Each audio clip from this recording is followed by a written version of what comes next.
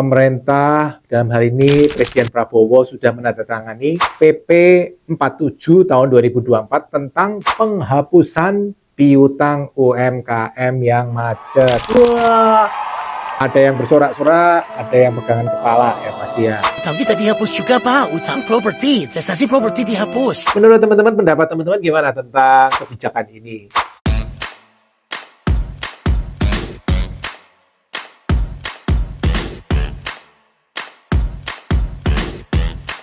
Halo teman-teman, kita ketemu lagi di channel YouTube Ipo. Ini ada breaking news nih teman-teman.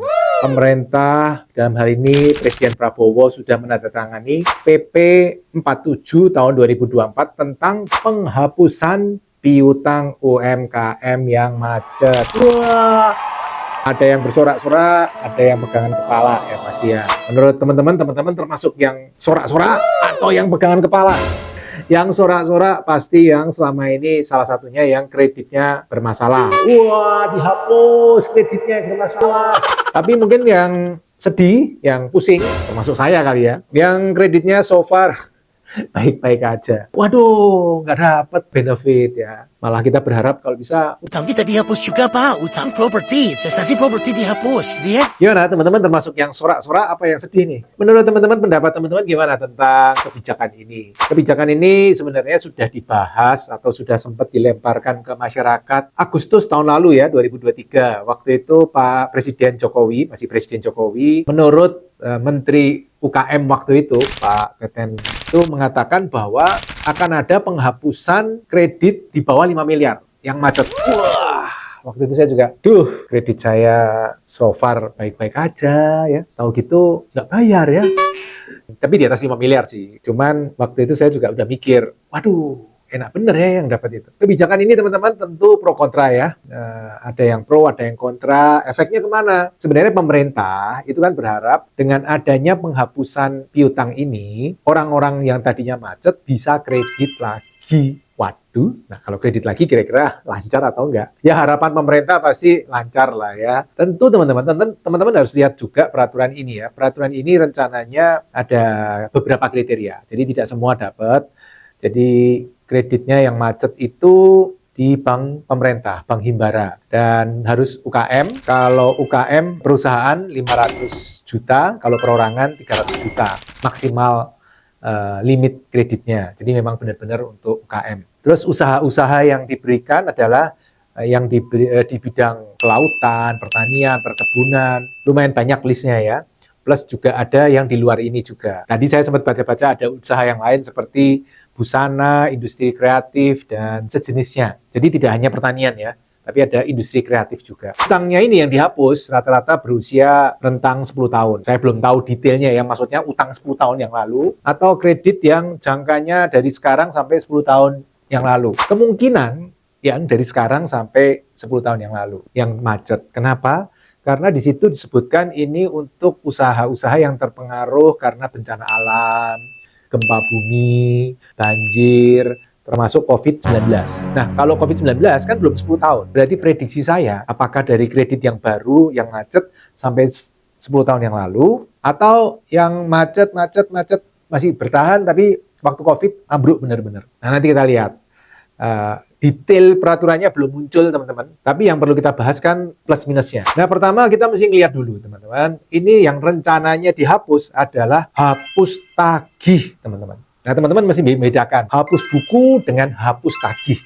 Hapus buku biasanya dilakukan oleh bank itu setelah masa tertentu macet, katakanlah 6 bulan atau setahun macet, hapus buku, dari bukunya sudah dihapus, dari pembukuannya bank, tapi belum dihapus tagih. Jadi masih ditagih terus, walaupun sudah dikeluarkan dari pembukuan dianggap kredit macet rugi. Dah gitu kan sama banknya, tapi tetap ditagih. Supaya nanti kalau ketagih masuk sebagai pendapatan lain-lain. Ya lumayan toh teman-teman, dari 100% mungkin yang hapus buku bisa balik 20-30% jadi pendapatan lain-lain kan ya lumayan, maksudnya gitu. Nah kata-katanya di PP ini kayaknya tentang hapus tagih. Karena kalau hapus buku sudah otomatis selama ini jalan, jadi sudah tidak ditagih lagi. Wah, asik tuh teman-teman. Nah dengan demikian orangnya bisa kredit lagi. Walaupun ya teman-teman, selama ini kan ada SLIK ya. Nah, itu kan untuk mengukur karakter. Jadi 5C. Orang kalau memberikan kredit di bank itu kan 5C ya. Yang nomor satu paling penting sebenarnya karakter ya. Dilihat orang ini karakternya gimana. Kalau dibilang Ini kan kecelakaan, Pak. Yang kena gempa bumi, banjir, kemudian macet. ya kita perlu lihat juga ya, satu persatu, case by case. Benar macetnya karena itu atau sebelumnya sudah batuk-batuk, terus waktu masalah benar-benar dimacetin. Ada juga yang kayak gitu kan. Kan kasihan juga yang sudah kena musibah tapi berusaha mati-matian untuk bayar terus, tapi nggak dapat fasilitas. Jangan-jangan nggak dapat fasilitas ya kan. Sebenarnya kalau jadi orang yang sudah seperti itu, mungkin ya saya berusaha menyelami perasaan orang yang kena bencana, tapi terus berjuang sampai lunas, sekarang malah nggak dapat fasilitas. Gimana kira-kira menurut teman-teman, dongkol nggak? Saya bayangin kalau saya jadi orang itu pasti dongkol sih. Terus sekarang dihapus bukukan, hapus tagihkan. Wah, senang pasti dia. Ya tentu pro kontra ya. Nah sebenarnya yang pengen saya sampaikan adalah teman-teman, tips dari saya untuk mengelola kredit teman-teman. Lumayan kan, so far saya masih bisa mempertahankan kolek 1, lancar semuanya dari tahun 2008 sampai hari ini. Bahkan kalau dihitung dari kartu kredit mungkin tahun 99 sampai hari ini 25 tahun. Wow. Teman-teman. Ya, saya bisa membagikan pengalaman saya mengelola kredit ya teman-teman ya. Jadi ketika teman-teman kredit, kalau saran saya ya supaya mudah-mudahan lancar terus ya. Satu teman-teman, pastikan kredit yang aman. Pengertian aman gimana teman-teman? Teman-teman cek penggunaannya untuk apa. Kalau penggunaannya untuk konsumtif, jangan teman-teman. Konsumtif itu jangan utang. Utang itu harus hutang baik, jangan hutang jahat. Hutang baik itu apa Pak? Mau utang mau baik. Hutang baik adalah kita utang, terus kita puter, kita dapat duit. Itu namanya utang baik. Hutang jahat, kita utang, tiap bulan bayar, angsuran. Contoh, hutang jahat itu misalnya kita utang untuk beli mobil misalnya, untuk foya-foya, gagah-gagahan. Tiap bulan bayar angsuran. Itu namanya hutang jahat. Hutang baik, kita beli mobil Pak, pakai kredit. Terus disewain orang, dapat uang sewa, uang sewanya bisa untuk bayar cicilan.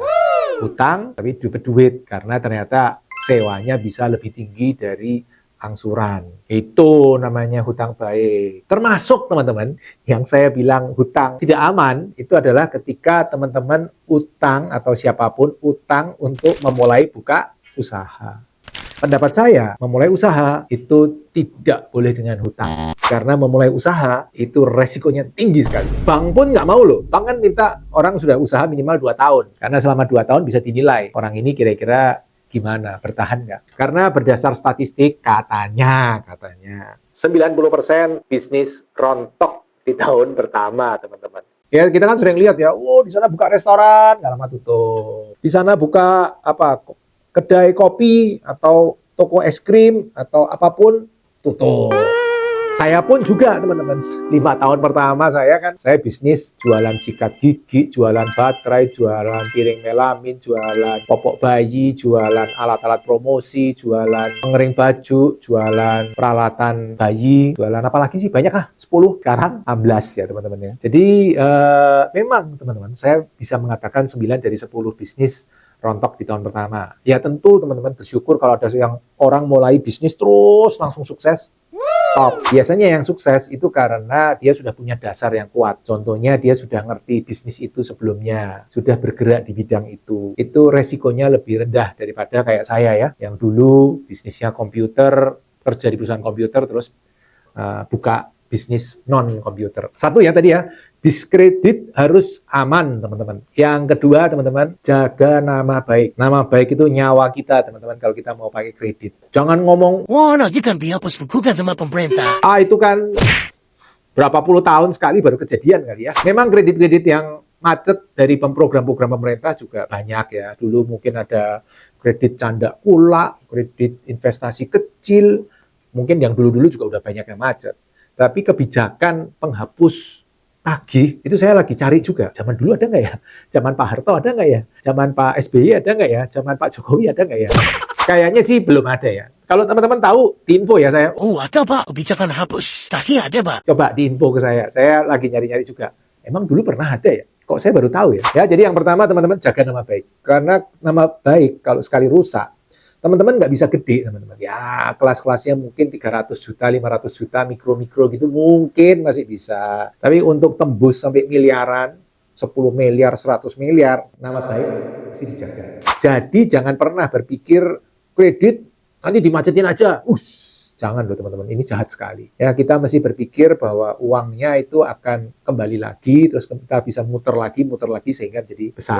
Nah, prinsip yang ketiga ketika saya kredit teman-teman, saya itu selalu punya prinsip. Ketika saya berhutang, pastikan orang lain yang bayar. Kredit itu teman-teman berat kalau kita yang bayar. Kalau orang lain yang bayar kira-kira berat apa berat? Ringan apa ringan? Contoh teman-teman, apa sih contohnya? Misal saya beli properti, saya pakai jadi kos, nah nanti anak-anak kos yang bayar angsurannya kan. Ketika saya bikin misalnya toko, kemudian pakai kredit, angsurannya dibayar oleh siapa? Propertinya itu sendiri.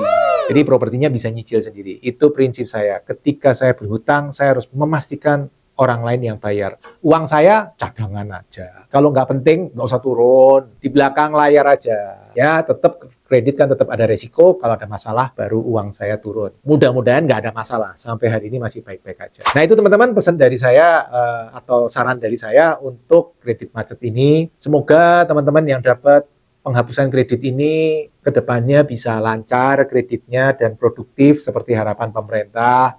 Sementara untuk yang nggak dapat kredit, penghapusan, sama seperti saya nggak dapat penghapusan kredit macet, ya kita tetap berusaha jaga nama baik. Saya yakin nama baik itu aset kita yang paling berharga. Nah, teman-teman, gimana teman-teman termasuk yang bahagia, tim hore atau tim pegangan kepala? Menurut teman-teman, bagus nggak kebijakan ini? Produktifkah? Berbahayakah? Ngobrol di komen, kita ngobrol-ngobrol lagi di komen. Salam Passive Income Property. Terima kasih telah mengikuti video hingga selesai. Untuk yang belum subscribe, ayo subscribe channel Pipo Hargianto dan klik lonceng notifikasi untuk mengikuti video-video selanjutnya. Teman-teman juga bisa mengikuti seminar-seminar yang saya bagikan. Silakan daftar melalui nomor berikut.